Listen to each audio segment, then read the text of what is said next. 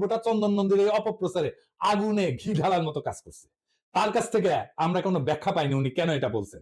তবে high representative daily star একটা সাক্ষাৎকার স্পষ্টভাবে জানাই দিচ্ছেন, করিডোর নিয়ে কারো সঙ্গে কখনোই অন্তর্বর্তীকালীন সরকারের কোন ধরনের কথা হয় নাই, ফুল স্টপ।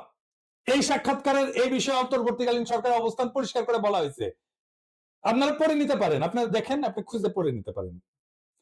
তাহলে জাতিসংঘের সাথে কি আসলে করিডোর নিয়ে কোনো আলাপ হয় নাই? আপনারা জানেন নয়ন চ্যাটার্জি বলে একটা ফেক আইডিয়া আছে, কে চালায় আল্লাহ মালুম। তার পোস্টের মূল বিষয় হয় সে এই 3 মাস বিপ্লবের সময় হাইবার নেশনে ছিল, শীত নির্দায় ছিল, হঠাৎ করে আবার জায়গায় উঠছে কিছুদিন আগে।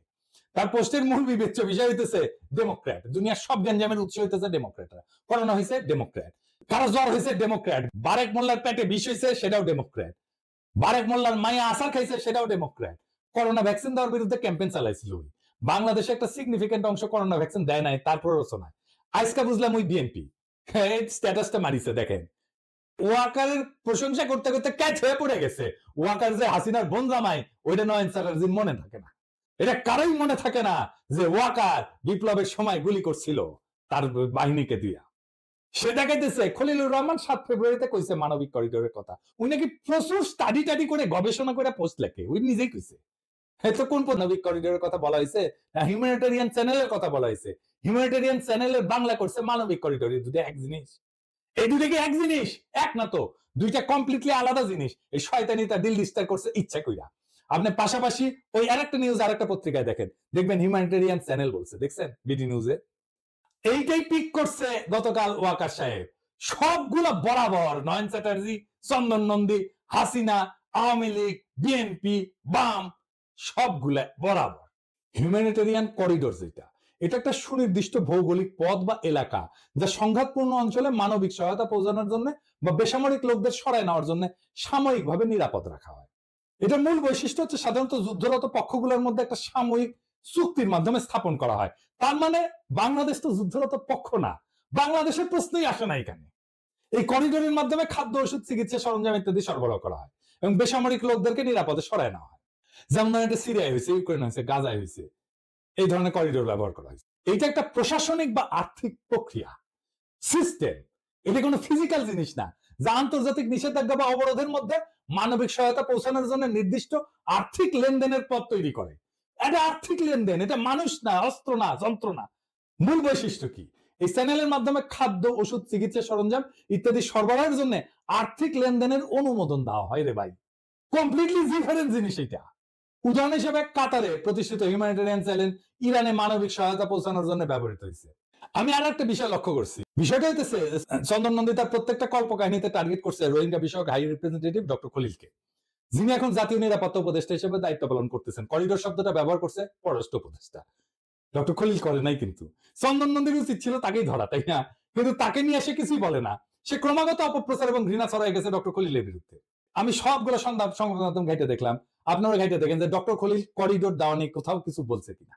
তাহলে ডক্টর খলিলের অপরাধটা কি? দুইটা বড় অপরাধ করছেন।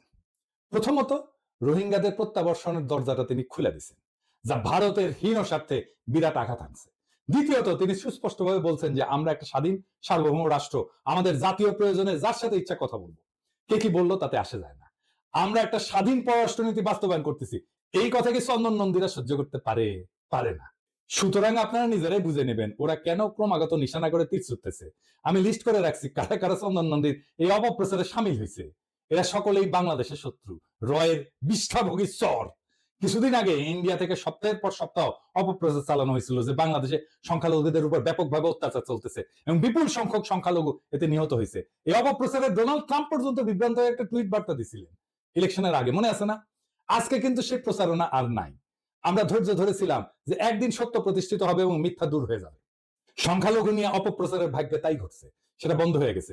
করিডোর নিয়ে অপপ্রচারের ক্ষেত্রে কিছুকালের মধ্যে এটা সকলের কাছে পরিষ্কার হবে যে পুরাটাই ছিল রয়ের সাজানো একটা ভয়াবহ মিথ্যাচার। আমাদের কেবল একটু ধৈর্য ধরে থাকতে হবে। তবে আপনারা নিশ্চিন্ত থাকতে পারেন, বাংলাদেশ যদি ভারতের কাছে আত্মসমর্পণ না করে তাহলে আগামী দিনগুলোতে এই ধরনের অপপ্রচার চলতেই থাকবে, চলতেই থাকবে। ভারতের লাই ফ্যাক্টরি বা মিথ্যাবাদের কারখানা থেকে প্রস্তুত এই সমস্ত অপপ্রচার রোধের একমাত্র ওষুধ এগুলোকে পাত্তা না দেওয়া। দেখবেন একদিন এমনিতেই এগুলো বন্ধ হয়ে যাবে। তবে আমাকে যেটা সবচেয়ে বিস্মিত করছে তা হলো বাংলাদেশের প্রধান রাজনৈতিক দল বিএনপি এবং ওয়াকার চন্দন নন্দীর এই করিডোরের ডিসইনফরমেশনকে বিনা প্রশ্নে মেনে নিছে, ওয়াকার তার প্রতিধ্বনিও করছে। বিএনপি কেন প্রশ্ন করেনি যে আমেরিকান প্রক্সি যুদ্ধের এই দাবির বিরুদ্ধে মায়ানমার অথবা চীন কেন কিছু বলে নাই, অথচ ভারতীয়রা এই নিয়ে হইচই করতেছে? কেন প্রশ্ন করে নাই যে চন্দন নন্দীর মতো একজন সুপরিচিত রয়্যাল লোক কেন বাংলাদেশের স্বাধীনতা সার্বভৌমত্ব নিয়ে কান্নাকাটি করতেছে? চন্দন নন্দী তার একটা অপপ্রতিবেদনে উল্লেখ করছে যে কতিপয় আমেরিকান বিমান বাহিনীর কর্মকর্তা নাকি তথাকথিত প্রক্সি যুদ্ধের একটা বিশেষ মিশনে এসে ঢাকার ওয়েস্টিনে হোটেলে উঠছে, সেদের নামও উল্লেখ করছে। আমি নিজে খোঁজ নিয়ে দেখছি ওই নামে কেউ ওই তারিখগুলোতে ওয়েস্টিন হোটেলে উঠেই নাই। করিডোর করিডোর করে উত্তেজিত হয়ে লাফালাফি করার আগে বিএনপির তো উচিত ছিল এই তথ্য সঠিক কিনা যাচাই করা। ওয়াকারের তো উচিত ছিল গোয়েন্দা পাঠানো। আমি হাজার হাজার মাইল দূর থেকে সহজে যে কাজটা করতে পারলাম, আর লাখ লাখ নেতা কর্মী থাকা সত্ত্বেও, গন্ডায় গন্ডায় গোয়েন্দা থাকা সত্ত্বেও বিএনপি কি ঢাকায় বসে সেই কাজটা করতে পারতো না?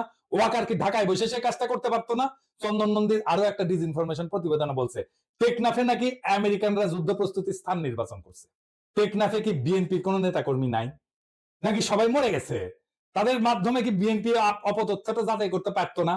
ওয়াকার কি যাচাই করতে পারতো না টেকনাফে আর্মি নাই? তাইলে আমাদের ধরে নিতে হবে হয় বিএনপি দেশ পরিচালনার অযোগ্য একটা অপদার্থ দল, অথবা ওয়াকার নিজেই বুঝে না কেমনে সত্য খুঁজে নিতে হয়, অথবা তারা স্বেচ্ছায় চন্দন নন্দীর অপপ্রচারে ইন্ধন যোগাচ্ছে। তারা কেন এই কাজটা করলো তার সদুত্তর বিএনপিকে দিতেই হবে। তা না হলে আমরা ধরে নিব বিএনপি ক্ষমতায় গেলে রোহিঙ্গা প্রশ্নে দিল্লি দাসে হাসিনার পথ ধরে আসবে। তারা নিজেরাও রোহিঙ্গা সমস্যার সমাধান করার চেষ্টা করবে না, অন্তর্বর্তীকালীন সরকারকেও তা করতে দেবে না। ভারতের কালাদান মাল্টি মডেল ট্রানজিট প্রকল্প যাতে নির্বিঘ্নে পরিচালিত হতে পারে সেই উদ্দেশ্যে তারা রোহিঙ্গাদের রাখাইনে ফিরে যেতে না দিয়া ভারতের হীন স্বার্থ রক্ষা করবে। এই বিএনপি কি তাহলে আমি 2.0? আমরা আরো ধরে নেব কক্সবাজারের পুরাতন বদির বদলে বিএনপি ক্ষমতা পাইলে নতুন একজন বদিকে মাদক সম্রাট হিসাবে অধিষ্ঠিত করবে। আমরা তার চেহারাটা কিছুটা হইলে আন্দাজ করতে পারি আর কি। আগামীতে হয়তো আমরা মেজর সিনহার মতো আরো অনেককে খুন হতে দেখব। এইসব প্রশ্নের গ্রহণযোগ্য জবাব জাতির কাছে বিএনপির প্রকৃত নেতা জনাব তারেক রহমানকে দিতে হবে, কারণ তিনি নিজেই তথাকথিত করিডোর কথাটি ব্যবহার করে বস্তুত চন্দন নন্দীর অপপ্রচারকেই পুনঃপ্রচার করছেন। এইবার আইটি উপদেষ্টাকে বলি, আপনারা বসে বসে এই চন্দন নন্দীর এই বালসালের এই লিঙ্ক বন্ধ করে দিতে পারেন না বাংলাদেশে? সে একটার পর একটা অপপ্রচার চালায় যাবে বাংলাদেশের বিরুদ্ধে, ওই লিঙ্ক তো বন্ধ করে দেওয়া উচিত আপনাদের। আমি বিশ্বাস করি অন্তর্বর্তীকালীন সরকার চন্দন নন্দী এবং বাংলাদেশে তার অনুগত কুলাঙ্গারদের এই সমস্ত অপপ্রচারে বিচলিত হবেন না। আপনারা রোহিঙ্গাদের প্রত্যাবর্ষণে আপনাদের প্রচেষ্টা অব্যাহত রাখেন। বিষয়টাকে ইতিমধ্যে আপনারা অনেক দূর আগায় নিছেন। 8 বছরে যা হয়নি 8 মাসে আপনারা তাই করছেন। রোহিঙ্গাদের মায়ানমারে প্রত্যাবর্ষণের এটাই আমাদের লাস্ট চান্স। এই সরকারের আমলে যদি রোহিঙ্গা প্রত্যাবর্ষণ শুরু না হয় তাহলে আমি গভীরভাবে শঙ্কিত যে আগামী সরকার তা আদৌ করবে কিনা। আমাদের সবাইকে মনে রাখতে হবে রোহিঙ্গাদের যদি আরাকানে ফিরায় নেওয়া না যায় তাহলে বাংলাদেশ রাষ্ট্রবিহীন বিভিন্ন জনগোষ্ঠীর একটা ডাম্পিং গ্রাউন্ডে পরিণত হবে।